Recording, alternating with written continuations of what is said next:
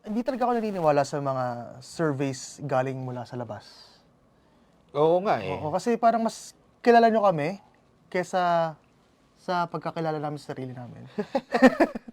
Pero hindi eh, di ba parang wala rin naman tayong wala rin naman tayong somehow pondo.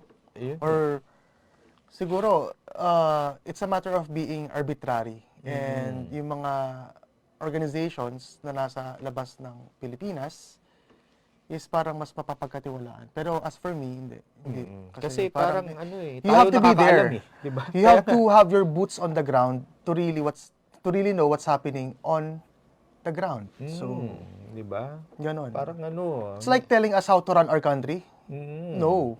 It's like having Duterte be tried in the high tribunal of the ICC when in fact he did it for the Filipino people. ayun, oo. Yun That naman was his talaga ang argument. una niya eh, oo. Oo. At saka, Diba? he was Lilinisin ko ang krimen sa bansa Oo. natin. Huwag mo sabihin kung paano ko gagawin yan. Yan. Oo, dapat he is above pa nga eh. Alam mo yun?